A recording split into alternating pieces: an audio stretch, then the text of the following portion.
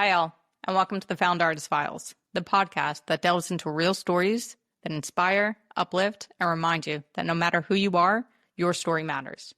Every journey, no matter how big or how small, is worth celebrating.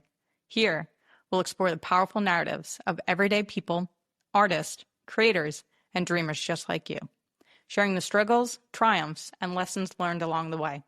So keep going, keep creating, and remember, you're crafting your own unique path, one story at a time. Let's dive in.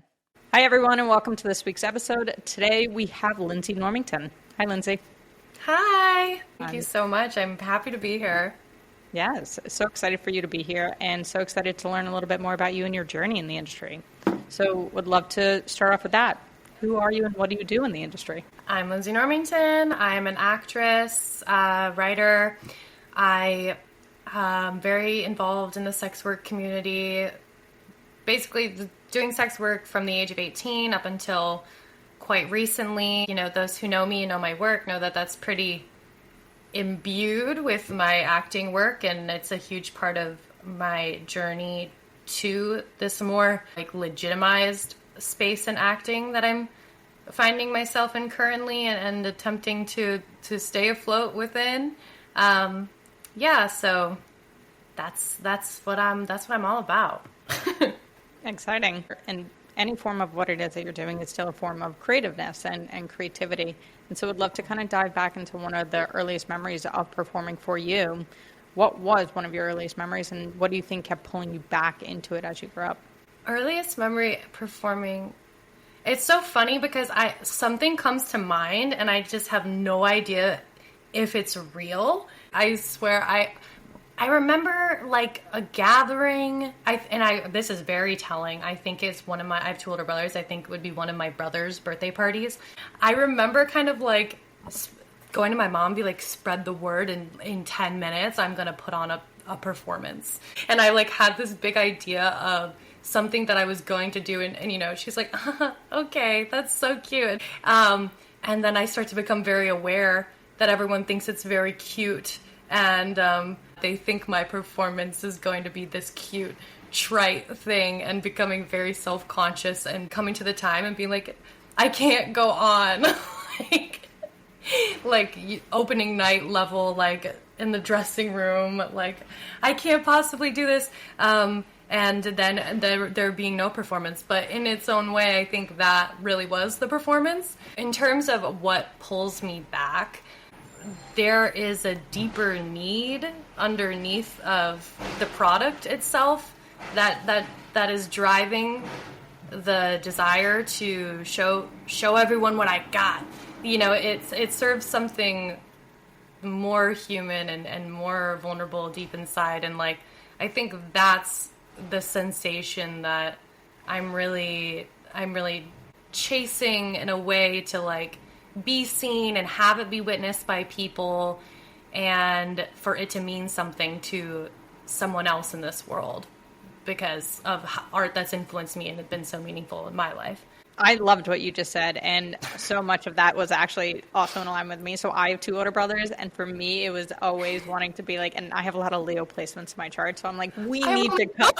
Okay, there we go. It makes sense. We're like, I need to shine. This is my moment. I need to be seen. So I absolutely love that. And what you said too is like, there's a call and a need to want to be able to have and share this side of vulnerability for people to connect with, which is so powerful because art ultimately heals. So for you also, you know, obviously from a young age, you were like, acting is definitely something that I want to do. But what was sort of that defining moment when you realized that you could pursue acting as a career, or that was the route that you want to take? It's funny. Yeah. I mean, I've been acting in school and like community productions since I was like 10 or 11. And always did that through middle school, high school, and college, always with this idea of like, I love this thing, and I don't know what I want to be when I grow up, because I think I always looked at it quite more realistically, just like where I came from in Michigan and like my family and how, you know, the types of jobs that we historically have and just people like me don't really go move to LA. But I always knew that I loved that. And I was like, oh, life, career, I'll figure out at some point. And it kind of like got more stressful towards the end of like high school when you feel pressure to make decisions like that. And I just didn't really have a strong feeling of this or that I should be doing. And then, funnily enough, I had a friend and she was like, well, I'm going to move to LA and be an actress. And that kind of just broke open my mind in that moment because I was like, oh, like, obviously people do that, but, like, we can really do that? And then I realized that's what I wanted, but it's, you know, I sort of needed somebody else to, like, mirror that to me first before I could even take that desire very seriously, yeah. Then immediately the question was, well, the realistic part does come in of how can we afford that? And it's very interesting. She was the one who came up with the idea of the moving to LA. And I think I'm the one who came up with the idea of, well, we can afford that if we strip. And so, like, interesting, we really needed each other in that way. It was with, you know, a great amount of not just dreaming and hopefulness, but, like, sacrifice in a lot of ways to make it happen. And I don't mean like sacrifice in a cliche way of like I sold away my dignity doing this job, but more so like I was so young and I was in college when I started stripping, and I was working at school too. I had a study. I was working as a secretary in 2 offices. I was going to school full time and I was stripping full time. And I was still acting in plays. I was very busy. I still got a lot done, but I think I also like sacrificed a lot of time and energy that I had to just kind of like be young to then be in this like grind set culture. But I don't want to sound like it was just like a bunch of dreaming, because it was, and it was like really, really hard work. Oh, absolutely. Yeah. And that's, I mean, it's a journey. It's your journey. And that's what we are excited to share and learn more about, because there's no right or wrong journey. And for you, of course, it's a sacrifice, but you made the sacrifice so that you could go after something that was innately something that you wanted to do, and that was a passion and a purpose for you and your destiny. And so when you moved to LA, you joined the stripper community there. Did your background in acting help provide support in your ability to perform on the stage? Oh, absolutely. The biggest skill is like more important than any of the dancing, or even lap dancing, is like your ability to connect to like cold approach people, make a conversation, make a relationship out of thin air with someone who you would probably never encounter or interact with outside in the real world. And that is obviously like that, I think, acting, that informs acting, and acting informs that. Yeah, and it prepares you for outside roles and who you want to be in those roles. And you've spoken a lot about the stripper community, and there's many angles to being safe, whether it's adopting a fake persona or being your real self. What does it mean to be part, or what did it mean to be part of the Stargarden Strike? And what surprised you most about the experience of picketing for months with your fellow dancers? I don't even know where to begin, because it has been it's really the most meaningful thing that's probably ever happened to me. I'd already gotten to the point where the money wasn't really the thing anymore, even though it's the main thing keeping me there. That was keeping me there in the industry, because this was post COVID-19 reopening. So it was the first club that I went back to after the things reopened. I had been actually fired from Cheetahs in 2019, right before the pandemic started. They just kind of without any warning one day fired everybody over a text message. It was like, oh my God.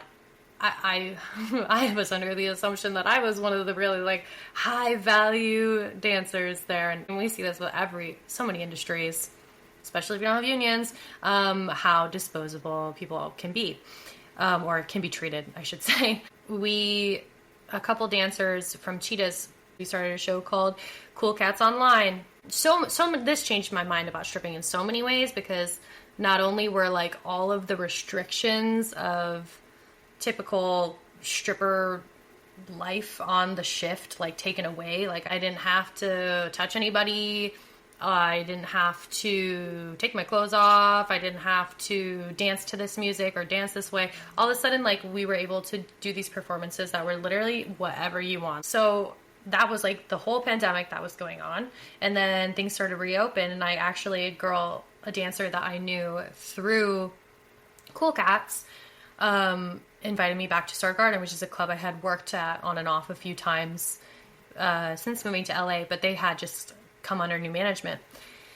And my experience when I came back was so informed by that, because I had developed so much closer relationships, not only like professionally but personally, with the dancers I was working with online, because we really needed each other and we were all we had, and it wasn't just about money. So I went back into Stargarden with that mentality, and everyone there was really fostering that type of environment as well. It was the friendliest, most, and when I say everyone, I mean the dancers, the friendliest, most family-like environment that turned into, we really stood up for each other when things were bad. The important thing is, during this entire experience with Stargarden, a great number of us involved in the strike have begun being really invested in something that was just kind of born right before the strike started, called the Stripper Co-op. It's a pop-up experience at this time, because we're fundraising to get our own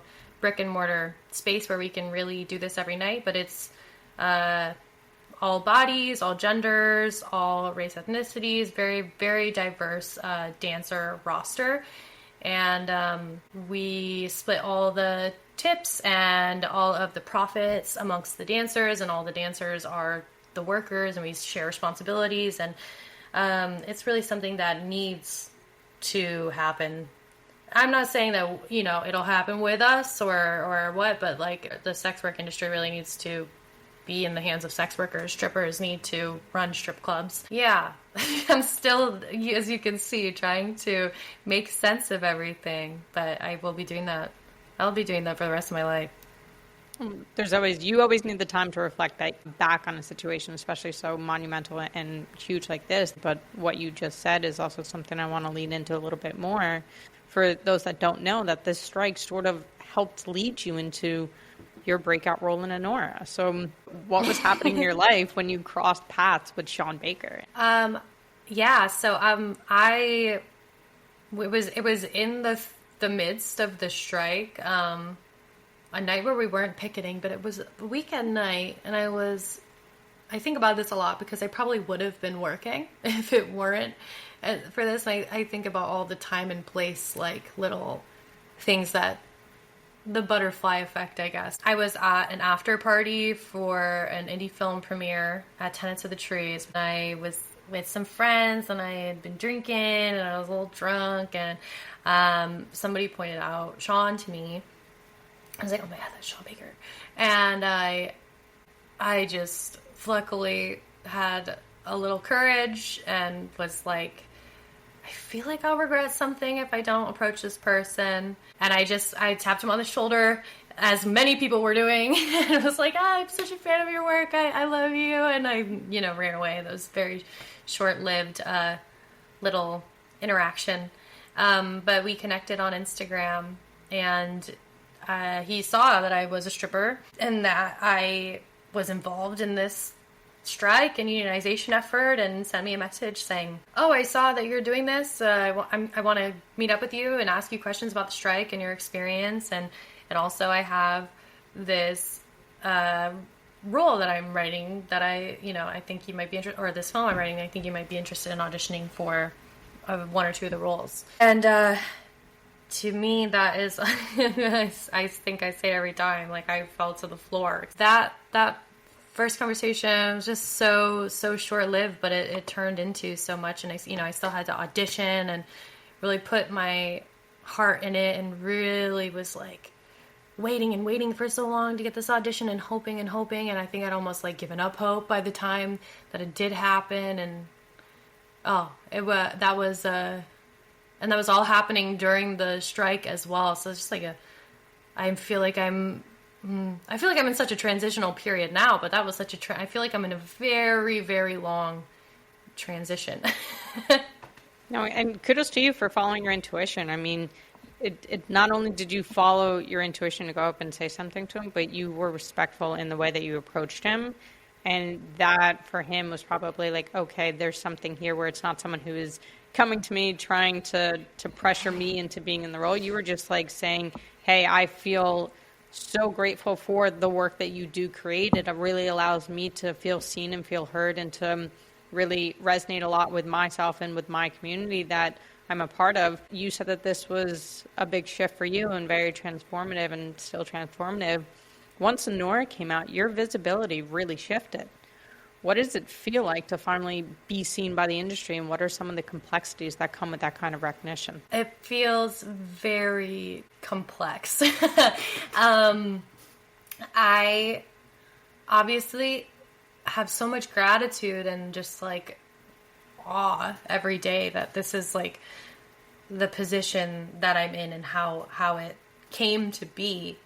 But it's also like I'm still not out of the place where I feel like I'm not out of the woods. You know what I mean? I'm getting some work and some recognition, but I do have so much the vibration inside about, is this short-lived? Is this just some heat from this movie or one of these Oscars, and now people want to see me audition for things and they're interested?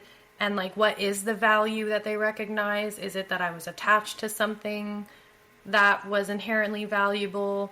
Is my value that I am a sex worker and now it's become sort of a representation issue and they want real sex workers to play real sex workers, and Hollywood hasn't really come to terms with if they respect us or not, but obviously everybody wants to give the impression of being very woke and accepting and thoughtful when it comes to casting these very like identity centered types of roles. So I'm just like, I'm filled with so many questions, and I don't know how exactly the world sees me or what they value. And I think I'm lucky just to be seen in any case. That's really like the thing I should focus on if I'm getting any opportunity, you know. And folks who are in independent film, and you know, like I've been doing a lot of short films as well, like more and more, and a lot of other types, you know, some independent features as well. And I think people in that world have been a lot more creative about where they see me in the types of roles that they think I can play, and you know, I'm very grateful for that too. I don't really have anyone particularly that I feel like I can look to as like, oh, they've had a career like mine, or they've come to this in the way that I've come to this.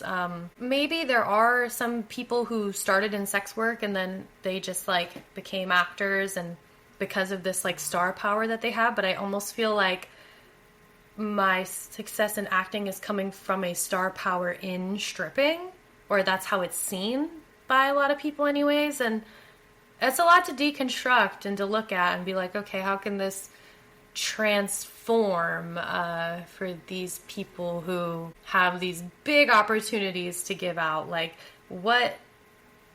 how can I bring myself in a way that they become aware that my experience in sex work does not just amplify my ability to act as a sex worker character in something, it amplifies my ability to become any type of character. I also love a little bit more about what you said it's so important to cast authentically from those communities to be able to really represent those stories. But that doesn't mean that anyone should be then pigeonholed into just that cast and be typecasted as that. There is so much ability and there's so much room for creativity and for growth into other roles. And like you said, some of these creative traits that you have and that you embody, they are very transformative into any other role. Would love to learn though, are there any roles or genres that you're really hungry to explore and be able to dive into a little bit more?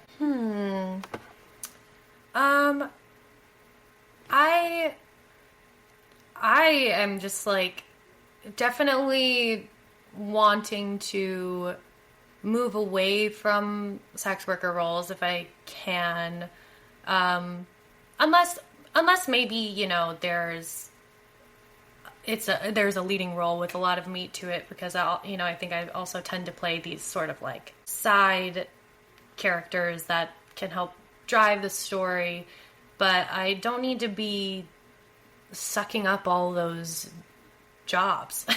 I really want my legacy to be that people look at me and go, oh, if she can do that, then this other person from that industry could do this too. And not that I just hoard all of these roles. Gosh, I want to like play every type of role. I'm very drawn to just this sort of like resilient white trash type of woman, as I am to like a very deranged and disturbed, glamorous, wealthy type of woman, and like and everything in between. What I want is, I think what I'm describing, I want more opportunities to transform my experience into something else. I mean, I think it only becomes art when it transcends our reality. And I don't want to have to play so close to real life, to the bone, or maybe closer to the bone in a different way, to be able to show that my experiences can lend themselves to different types of roles. I'm loving all these like very small independent projects I'm doing right now, because it's like, I also love working on the TV show I'm working on. But it's so big and it's so out there, and it's many, many people crumbling down to make one decision that you don't really see. And I love the process of independent filmmaking, and that you can really see how collaborative it is in the moment. You can like feel the heartbeat and this sort of sensation of the urgency of the art, because like we have 2 days to make this crowd-funded short film in my grandma's house. I think I like all of the inherent challenges like that are set up there. It's just sort of like a puzzle more in a way. And yeah. I love that. And if a filmmaker years from now were to write a character inspired by you, what do you hope that they would get right? That's an interesting question, especially because you say inspired by me and not a character of me. Because if it was a character of me, I think I'd really say that, like, I hope that, I think I touched on this earlier, but like, I do want people to know I'm not a stripper that became an actress. Really, my need for stripping came from my need from acting, and it just kind of oscillated from there, and it continues to do so. But if it were just to be inspired by me, I really want to be seen, and I really want people to see me like struggling to get what I get in a way. I think that goes to what I just said. Like, I want to be like really understood, and not to kind of like become a persona, which is so hard because you have to do that in a way in order to get attention, and you have to like lean into the mythology of your life, which is great advice, but it's also sort of a trap, because then it can lose something really real, which is like, it's not a log line. Like, it's a really detailed story. I would hope that people understand I would hope to be presented as somebody who like just like fought really hard to get what they needed, to be where they want to be, and but not in like an aggressive way, like in a way that comes from like that inner like softness, just like really driven by the need to be seen. It's not about struggling. It's about finding how you can become the artist that you know that you are. So it's, for you, it's like I said, your journey's still unfolding.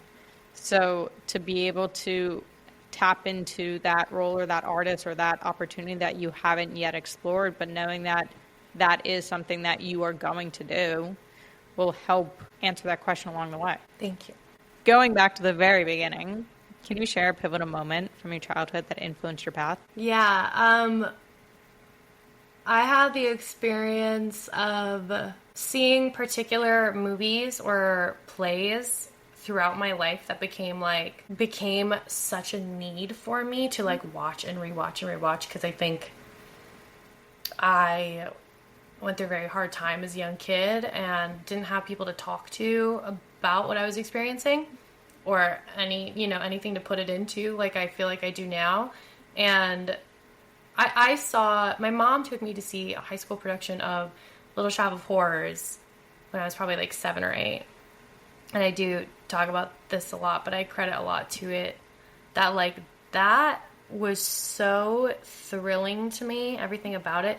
And then we got the DVD from Blockbuster, and my dad burnt a copy of it, and I would have to watch it every day, because my world was just so that I didn't want to be where I was. I wanted to like go inside the screen and live in this story. It's emotional. And that happened throughout my life with different movies, mainly that, and then with Rocky Horror also, whenever I saw that when I was like 14. And particularly like these like musicals where people were living in like such a grand way. And Rocky Horror, all the implications of sexuality and gender, and people investigating, learning those parts of themselves and knowing those parts of themselves in a way that I hadn't been exposed to really before, that I was just like so thrilled by. And just like, I think that's like how I know that I need this, because I needed it so strongly to receive it and to experience it in front of me as a kid, that now I need to offer it. I really need to be able to take what I've been given and give it to somebody else and have it be meaningful for them. I love that. And we are so excited to watch your journey unfold and all of the amazing work that you are going to accomplish. Thank you so much for being here. Thanks so much for being you. Thank you. And to everyone at home, always be you. Thank you. Thanks for listening. Did you enjoy this week's journey? So do we. So head on over to our YouTube channel, where you'll find an extended version of this week's episode. And don't forget to give us a follow on all of our other socials at NextFoundArtist. Also, head on over to our website, nextfoundartist.com, to find and watch independent films from your next favorite artist.